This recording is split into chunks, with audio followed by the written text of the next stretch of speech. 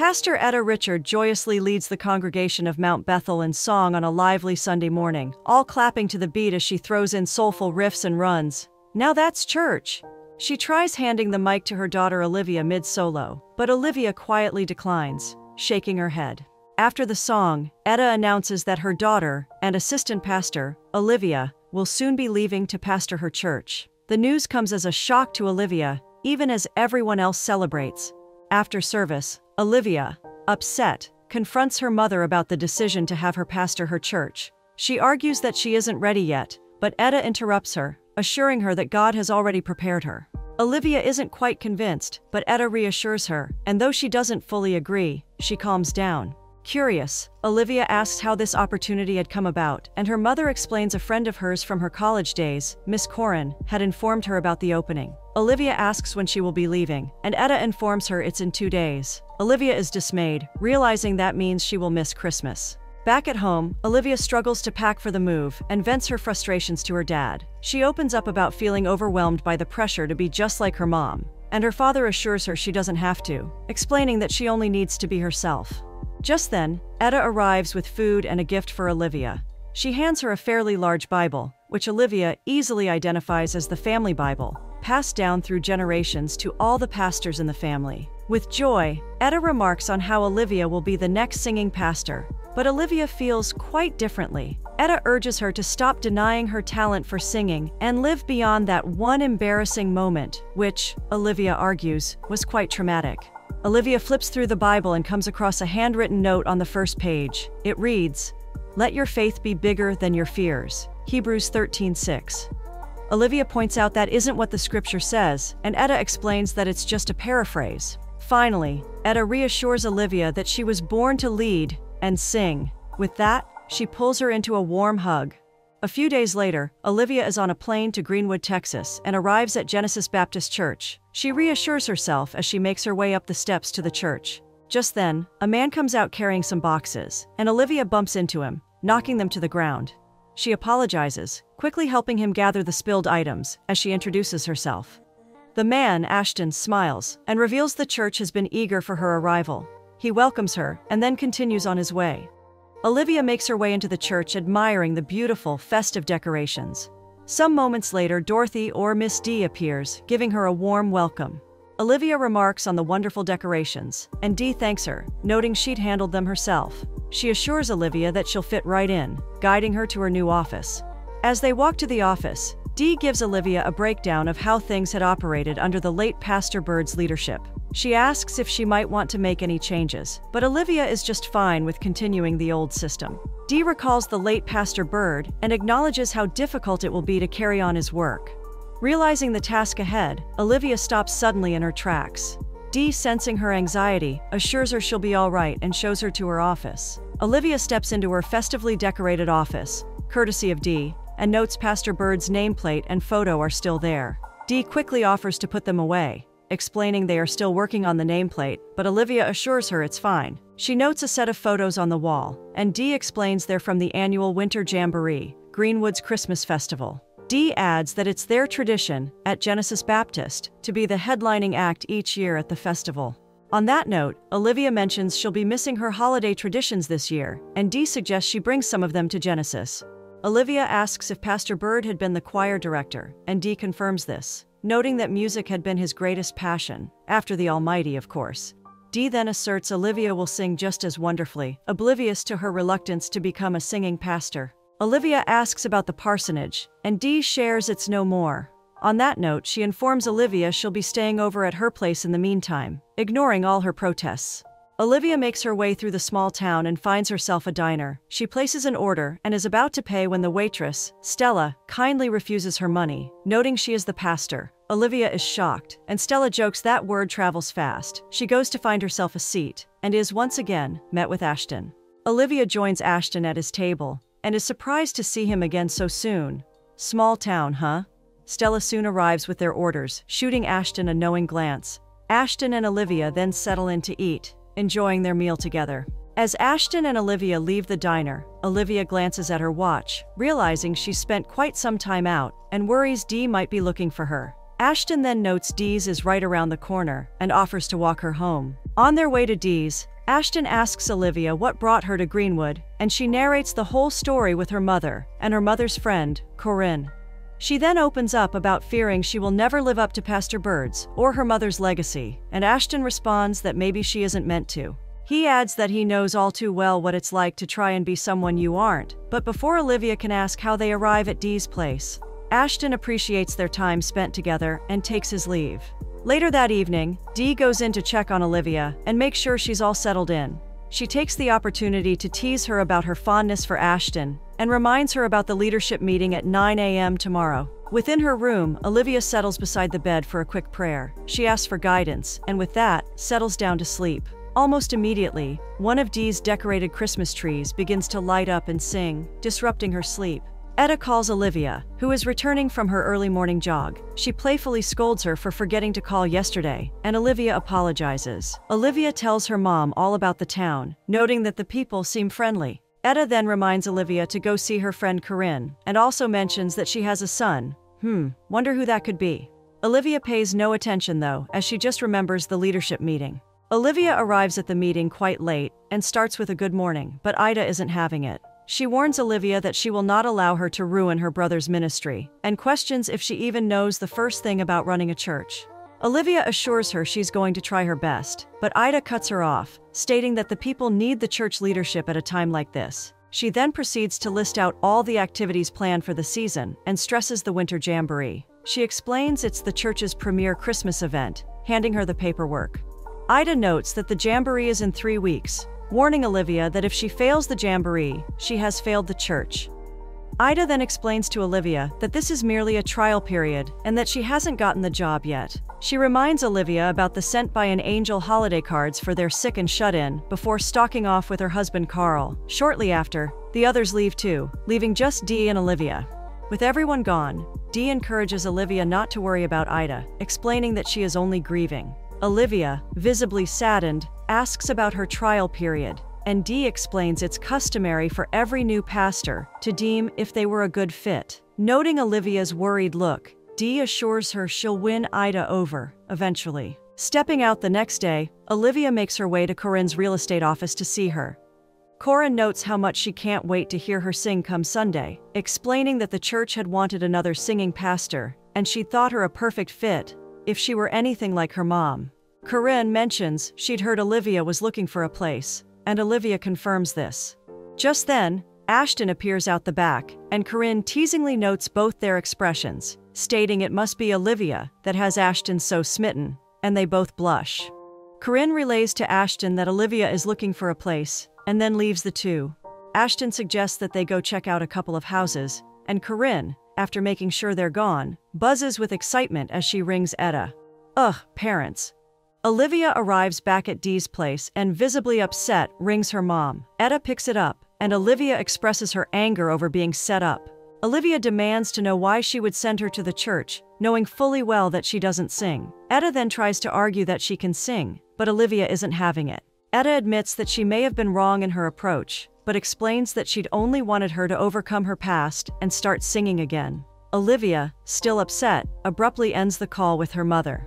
Later in the day, Olivia and Dee chat, and Dee notes how powerful a preacher her mother Etta is, explaining she'd been to a couple of her sermons in Chicago.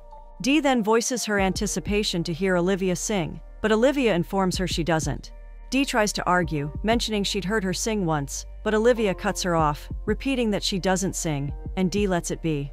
Olivia then opens up about feeling quite overwhelmed by all the activities the church has lined up for the season, and Dee assures her she'll be right there to help. She reveals that even Pastor Bird had found it difficult at times, and Olivia is comforted.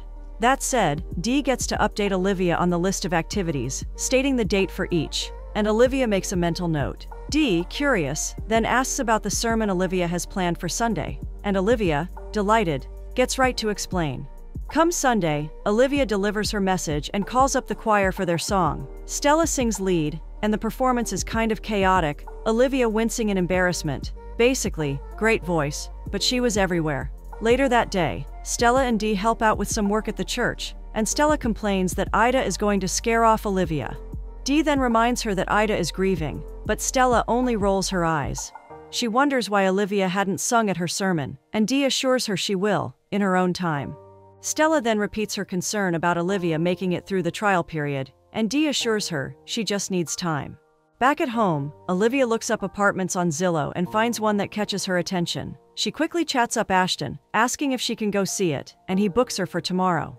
The next day, Ashton takes Olivia to see the house. Opening the door, the first sight is a piano in the entryway, and Olivia doesn't need anything more. She instantly takes the deal. Ashton, amused, urges her to take a look inside and she refuses, but then finally agrees. Olivia excitedly takes a walk through the house, as Ashton sits by the piano to play. He begins playing, deeply immersed in the music as he sings along. Olivia, hearing the melody, returns to find him playing and watches in amazement. Ashton finishes, and Olivia praises his performance, insisting that he needs to share his gift with the world. Ashton then reveals that didn't work out for him, and Olivia asks what had happened. She asserts that he does have a talent, and Ashton cuts her off, warning her not to pester him. Olivia argues that she is genuinely interested in his talent, and Ashton apologizes. He shares how he had failed to become a musician, and in the course of his narration, mentions that Ida is his aunt, much to Olivia's surprise. He explains that after failing, he'd turned to what he knew best: real estate, taking over the business after his father had retired. Olivia assures him he hasn't failed, and comes up with a bright idea. She suggests that he play for the church. Ashton refuses, but Olivia pleads with him, pointing out that the church needs a new choir director. Ashton is hesitant, but Olivia pleads, until finally, he gives in. Ashton and Olivia head to the church and meet up with the choir. Joyfully, they announce to them that Ashton will be taking over as the new choir director, and they all celebrate. Olivia then leaves them to their business, and Ashton leads them in their rehearsals. Carl shows up at Olivia's office with the holiday cards, and Olivia is surprised, noting that they should have been sent since last Tuesday. Carl admits they're late, pouring them out over her desk, and burying the paperwork for the jamboree. Just then, Dee appears with a sense of urgency, stating that the ladies' restroom was flooded, and Olivia quickly follows after. Olivia, frustrated, makes her way out of the restroom, placing an out-of-order sign on the door, as she heaves an exasperated sigh. Ida, who watches from the corner, asks Olivia if she's ready to give up yet. Without a word, Olivia turns away and heads back to her office. That Saturday, the church has its toy wrapping party at the community center, and Corinne commends Olivia on the thoughtful change of venue. Olivia notes how impressed she is by the number of donations, and Ashton remarks on how much the drive has grown since his Aunt Ida first started it. Olivia is shocked to learn grumpy old Ida had invented the drive, and they all confirm the story, but Olivia can still hardly believe it. Who can blame her? At the wrapping party, Olivia calls for everyone's attention. She explains that she misses some of the traditions from back home, and, with Dee's suggestion, has decided to bring some of them to the church. She introduces the giving wreath, a special wreath where one must leave a gift to take one, ensuring it continues giving throughout the holidays. Everyone celebrates her idea, and Carl attempts to be the one first to take a gift, but grumpy old Ida pulls him away, causing everyone to burst out in laughter. Back at her wrapping table, Olivia reveals to Ashton that the wreath tradition had been her father's. He'd invented it as a way to give back to the community. On that note, Ashton invites her to the town's annual cookie hop the following day, and Corinne and Dee giggle like little girls. Back at home, Dee playfully brings up Olivia's date and asks her about her choice of outfit. Olivia stated she'd be going on a variety of what she was currently wearing: a blazer and jeans. Dee is frankly disappointed and urges her to dress less formally. They then discuss what else to wear. Later that evening, Olivia meets up with Ashton as planned, and he is stunned at the sight of her, stating that she looks beautiful. He explains what the cookie hop is all about, and leads her right to it. They go through the hop, and Ashton brings up how beautifully she played the other night. Olivia then explains she comes from a family of musicians. The pastors before her are all singing pastors, and Ashton is surprised. He urges her to sing for him, and Olivia refuses, clarifying that she doesn't sing. Ashton demands to know how so, and after some time, Olivia finally gives in. Olivia explains that being a preacher's kid, especially one under her mom's shadow, has always been a lot of pressure. She narrates that, as was tradition, it had been time for her first solo, at about 15 or 16, and though nervous, she had performed to the best of her ability. She'd thought to herself that she had performed well, but the choir director had come to her stating that she'd expected much more from the famous Etta Richards' daughter. Ashton sympathizes with her but still states that he wants to hear her sing, and they both laugh. He reaches for her face to dust off a cookie crumb, and Olivia blushes. Nice move, Ashton.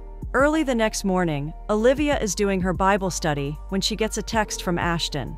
He notes that he wouldn't want her to be late for her meeting, and Olivia, who'd forgotten, hurries to get ready. At the meeting, Ida, grumpy as always, states that she already has enough people on board, ready to vote off Olivia, noting that they were looking for a singing pastor, a leader. Olivia walks in just then and overhears everything, the whole room falling to silence. To lighten the mood, Stella asks that they rehearse their song, and Ashton starts playing as the choir sings along. Olivia stands at the back looking sulky, and Ashton notices. He comes over and asks her what's wrong, and Olivia shares that she feels her mother had been wrong to send her here. She recalls her days as assistant pastor, noting that she had never had to face the responsibilities of the church on her own. Ashton comforts her, advising her to just take care of herself and give herself a break. It's about 2 weeks to the Jamboree, and the excitement builds, with a series of montages showing the preparations. The choir rehearses diligently, while Ashton helps Olivia work on her playing. And finally, that nameplate arrives. Ashton and Olivia meet up for another date. Olivia shares that she's been homesick, but adds that the town was starting to feel like home, as she reaches for Ashton's hand. They play a game at the park, and, enjoying the moment, Olivia admits she loves being just Olivia. Ashton smiles and says he likes just Olivia too, kissing her forehead.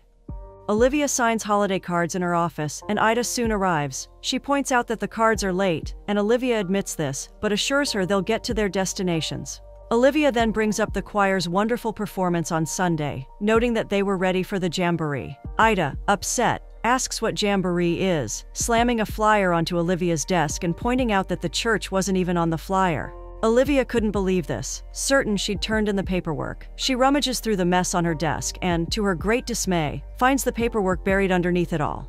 Ida is infuriated. She announces she will be calling an emergency leadership meeting to discuss her trial period, and makes to leave. As Ida makes her way out, Olivia asks why she hates her so much. Ida explains that she doesn't, and states that she simply doesn't belong at their church.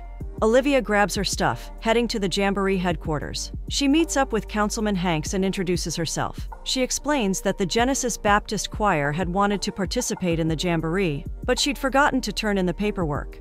Councilman Hanks regretfully informs her that the paperwork absolutely had to have been turned in a week ago, and that he'd already booked another act since he hadn't heard from the church. Olivia begs and pleads, but the councilman reveals there is nothing he can do.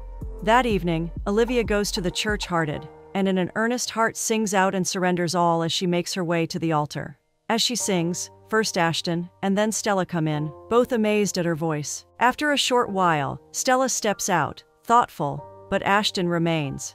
Olivia sings and then kneels to pray, but Ashton interrupts her. He questions why she's been hiding such a voice from the world, but Olivia plays it off, changing the subject. She asks what he's doing at the church so late, and soon realizes he's already heard the news from Ida. Ashton asks why she hadn't just asked for help with juggling everything, and Olivia states she didn't want to give Ida any more leverage. She reveals she has an idea that could solve things, and pulls him along to help with her plan. Olivia explains she'd found the band that had been booked as the headlining act at Jamboree, and they arrive at their rehearsal space. She believes her plan to get them and the Genesis Choir to collaborate might work, but Ashton seems skeptical, noting it was a rock band. Olivia encourages him to have faith and calls out to the lead guitarist, Red, to introduce herself. She pitches her idea to them, explaining that she'd forgotten to turn in the paperwork to get them the headlining act. Like Ashton, Red is a bit skeptical, noting they only had a week left to the Jamboree and are not sure about mixing rock with gospel. Although he adds, they don't sing, and people would be looking forward to hearing singing. After some consideration, Red finally agrees, and Olivia takes the pitch to the church leadership. The next day, Ashton and Olivia introduced Red and his band to the choir and informed them there'd been a change of plans. Carl then spills that Olivia had forgotten to turn in the paperwork for the Jamboree, and everyone is outraged. Olivia admits to her mistake but reveals God has given them another opportunity to participate in the Jamboree by collaborating with the rock band, and they eventually get done with rehearsals. The next day, Olivia goes out Christmas shopping and is on the phone with her mother. She turns down the street to see Ashton exiting a shop with another woman, arms around her shoulder as they both laugh merrily. She stops dead in her tracks, abruptly ending the call with her mother, feeling betrayed. Back at the church, Ashton stops by Olivia's office to check on her. He is his usual joyful self, but Olivia isn't reciprocating. He asks her what's wrong, and Olivia practically breaks up with him right then, stating that she can't handle his affair on top of all the stress of her trial period. Amused, Ashton tries to explain, but Olivia doesn't want to hear it. She asks him to leave, and he respects that. A series of montages highlight a few of the events leading up to the jamboree, from rehearsals and Sundays, to everything in between. Olivia brings another of her Christmas traditions to Greenwood, a spectacular Christmas party. Everyone from the church is there, and they all play a game of bingo. Olivia keeps looking over her shoulder to see if Ashton has come, and Dee notices, urging her to call him, but she refuses. The doorbell rings, and Olivia goes to get it. She opens it to find Ashton and the other woman. This other woman, who turns out to be Ashton's sister Destiny, visiting for the holidays, compliments Olivia's outfit, nudging her brother. Just then, Corinne calls out to her, happy to see her, and she leaves them to meet her mom. Olivia instantly realizes her mistake and apologizes. He then hands her a present as he makes his way inside the house. Olivia returns inside to inform Dee that she'd got it all wrong, and Dee laughs at how hilarious it all is. Dee guarantees Olivia that Ashton is deeply in love with her, noting that no one has been able to convince her to play until she arrives. After their talk, they join everyone at the piano, where Ashton plays and Stella joins him. Soon, everyone else joins in merrily. After the party, Olivia cleans up, and Ashton comes to join her. He notes that she hasn't opened the present yet, and urges her to open it. Olivia opens up the present to find a beautiful black doll. Ashton then narrates how his grandmother had always said to top every Christmas tree with a black angel. Ashton and Olivia gaze at each other for a while, and Ashton eventually gathers the courage to leave, wishing her a good night. The next day, Carl helps Olivia out at the church, delivering meals to the needy, as was their tradition. He notes that there's significantly more food this year compared to last year, and commends Olivia on the good work before leaving. With Carl gone, Olivia does a little happy dance, and Ashton walks in on it. Laughing, he invites her out on another date for that evening. Ashton takes Olivia through the park, recounting how his father had brought his mother here on their first date. He takes her to a beautiful special spot, and Olivia is wowed by the gesture. He thanks Olivia for reigniting his passion for music, and reveals he wants to be with her. Olivia then recalls her mother has always said that if she falls in love, she has to make sure the man sees her, and not just a pastor. Ashton assures her he does see her, and they lean in to kiss but get interrupted by a call from Corinne. Ashton states that it is some bad news, and they hurry down to the theater. Ashton and Olivia arrive at the theater and are told Stella has lost her voice. Everyone panics, but Ashton urges them to calm down. Olivia asks if anyone else knows Stella's solo, and Bernadette claims she does, but Corinne states no one can hit the high notes like Stella.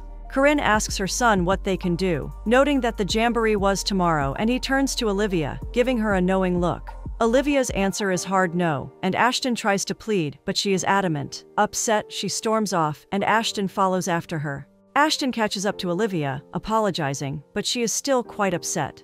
She asserts that she does want to be there for the church, but reminds him she doesn't sing. Ashton argues that isn't true, reminding her of the words she preaches every Sunday. Let your faith be bigger than your fears. She tries to brush him off, but Ashton insists that they need her right now, urging her to get over the past. However, Olivia gently shakes her head, walking away. Back home, Olivia paces, seemingly troubled. She eventually turns to playing the piano and singing, as she recalls cherished moments from the past few weeks, with her mom, the church, and especially with Ashton. Finally, the much-awaited jamboree arrives, and Olivia's parents are there for the occasion.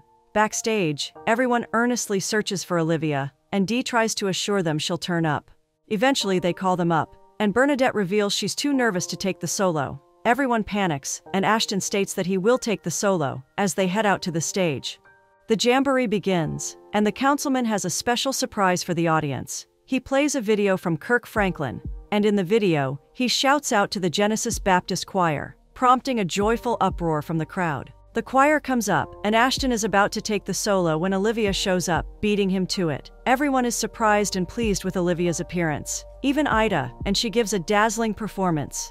After the jamboree, everyone congratulates Olivia on her performance, with Ida assuring her they'd see her in the new year. Stella also comes to congratulate her, and Olivia notes that her voice is just fine. Caught, Stella admits she had lied, wanting Olivia to do the solo instead of her. Lastly, her parents come to congratulate her, and Olivia is delighted to see them both. She introduces them to Ashton, and they are delighted to finally meet him. They talk for a while, and then Ashton asks for a moment with Olivia, which they grant him. Pulling her away from the crowd, he thanks her for showing up and pulls her into a kiss.